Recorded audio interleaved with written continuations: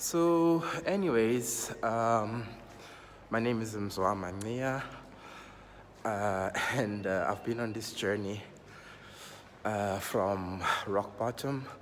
I call it the Triple M system. It focuses on mind, money, and matter, uh, and balancing the three equations. So, mind basically just represents your mindset when it comes to wealth and health, and it also represents your emotions as well. So sometimes you want to take care of your emotions. You've had a long day. There's certain beliefs that you have in your mind that you deserve a break. You should spoil yourself. All of those things, which are good, you need to pay attention to as well, because you came in this earth to be happy. But at the same time, there's consequences on your body as well. When you consume junk food, there's consequences on your bank account, on your money. When you consume takeouts and ordering in. So anyways, I've made some radical changes on my life.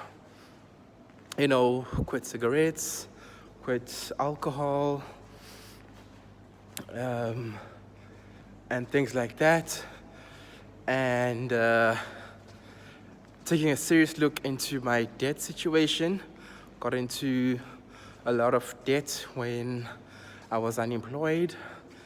There was a time where I had done a career change, and with that, I was unemployed, and I am a father to a single child, a daughter, Kamva, and with having to buy food and stuff like that, I had a store account at Macro where you can buy her a bicycle on her birthday, buy groceries every month. I had an Edgar's account for clothing, winter, summer, and birthdays in between.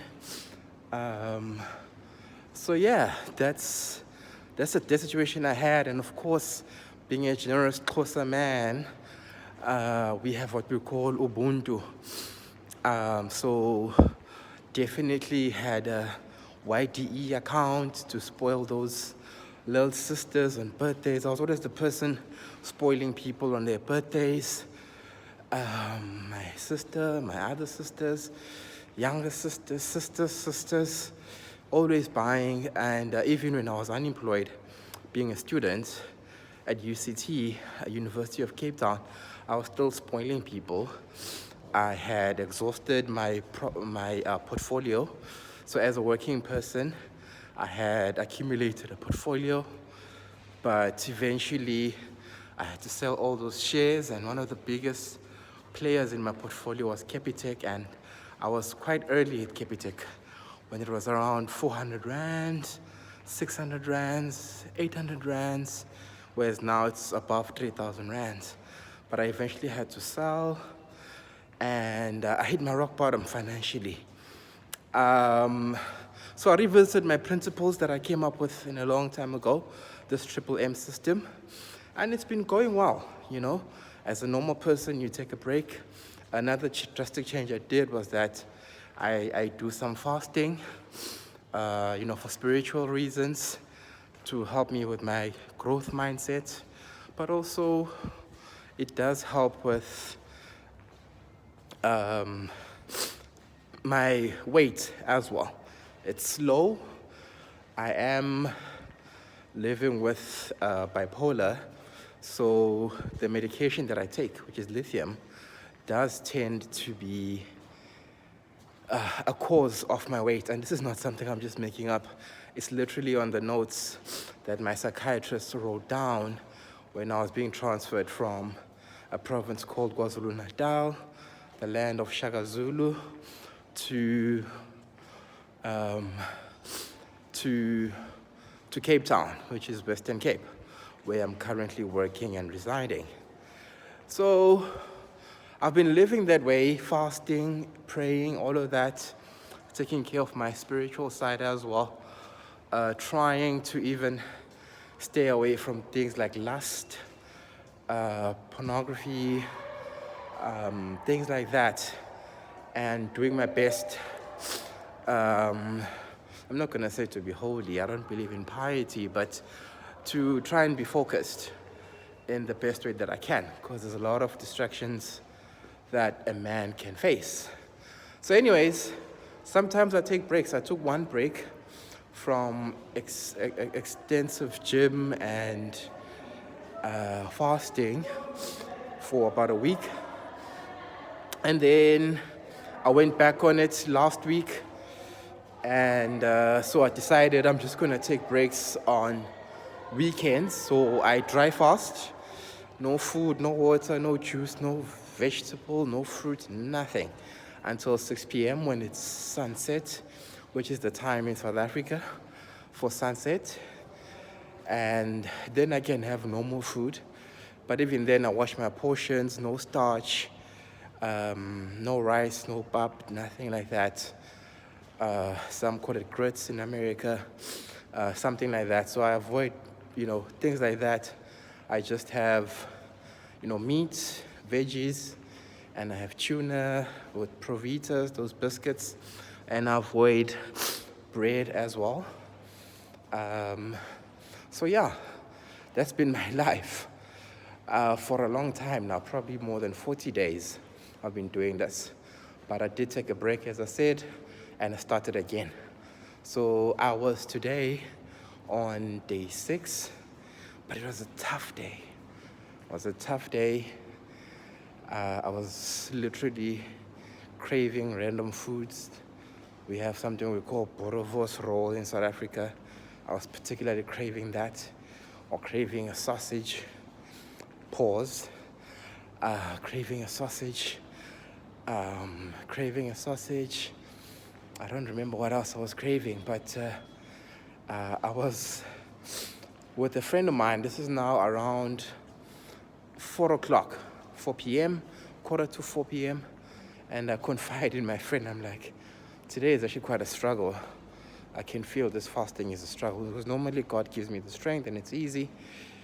And the slippery slope, the vicious cycle versus the virtuous cycle. So he obviously encourages me. He's like, let's go eat out at Pedro's. We've done that before after gym. He's my gym partner, but he doesn't come to gym quite often enough, if we're being honest.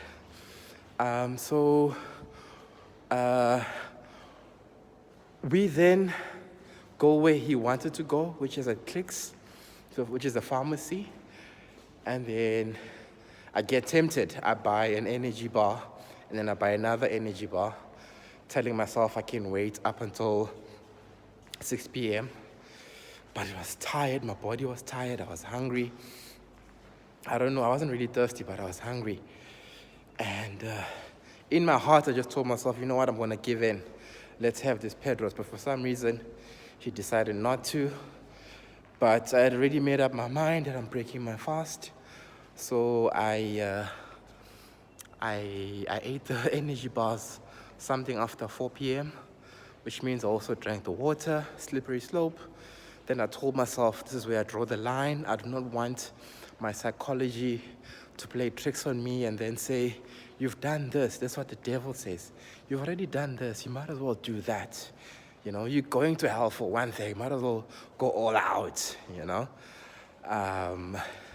So I ended up saying, let me go to Pedro's alone. But then I was like, at least it's healthier and not slippery slope into KFC, which is unhealthy. They fry their chicken in oil. But then found myself at KFC, ate KFC. I don't even know if I can say I enjoyed it. Even bought a crusher, Oreo crusher. Number one, so I definitely went above my budget. I spent, about 130 rands. And my budget for takeouts this month is 0 rands. So I do not have the budget to be wasting money on takeouts. I had done a spreadsheet because I have to go back home in KZN, KwaZulu-Natal, for my mother's graduation. She's a qualified teacher. So I have done the numbers, and I know that I can't afford to waste money on anything. If anything, I was on a negative. So then I discovered today I've got a separate account for debit orders, which is basically the automated payments. In some countries, they call it that. And I realize I've got basically 1,400 Rand that is still left over. And today, during work hours, I had called them and found out, why aren't you deducting? What's going on? Turns out I've paid up yet another account. So shout out to me. But psychology had dictated, wow, well done. You've done this great thing. You are paying your accounts on time. You are closing these accounts. You deserve a break. Hence why it was easy for me to buy KFC, because I felt like I can afford to waste 130 Rand on fat food, because I've got 1,004 that's gonna go to the budget. But then again, that money should be going to an investment, because this month around, I had told myself that I'm not gonna afford to invest. Not just I told myself, I did the numbers. If I'm flying, because I'm not gonna afford to take a bus, the bus is about 27 hours, so the cost of time is not gonna make sense, because I'm only gonna get basically 3 days from work.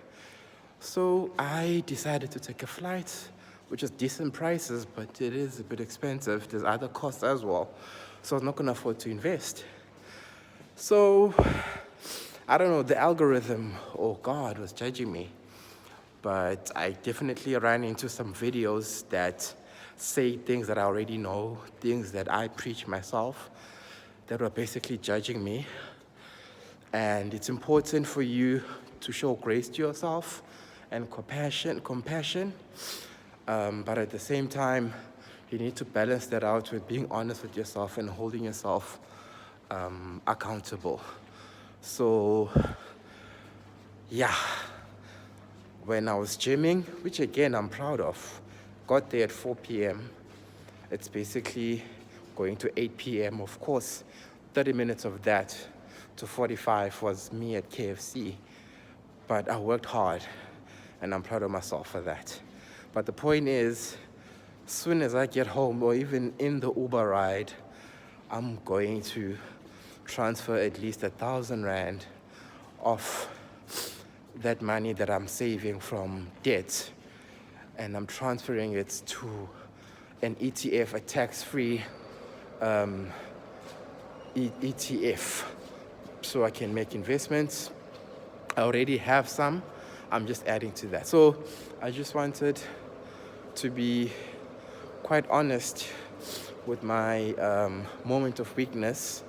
I wanted, because everybody wants to present themselves as an expert and perfect in whatever they talk about and whatever they preach. That's why pastors have double lives, and these gurus have fake mansions and fake whatever. Personally, this is my journey, and I'm just living it out loud. And whoever resonates with it, and we can have honest conversations and hold each other accountable. But I'm just a black man trying with the cards that's been dealt. God has given me free will, and I'm just trying my best. But yeah, that's my situation. Today is the 2nd of June, 2025, and this is just my moment of lapse. Broke my fast at around 4 p.m. instead of 6 p.m. And just the lessons about slippery slopes, where that led to KFC, which is bad on the body matter, which is bad on the finance, which is money. And yeah, definitely was enough for my psychology, because my psychology was telling me, my mind was telling me I deserve a break. But yeah, starting tomorrow, it's day 7. I'm counting this as a day as well, because it was 4 p.m.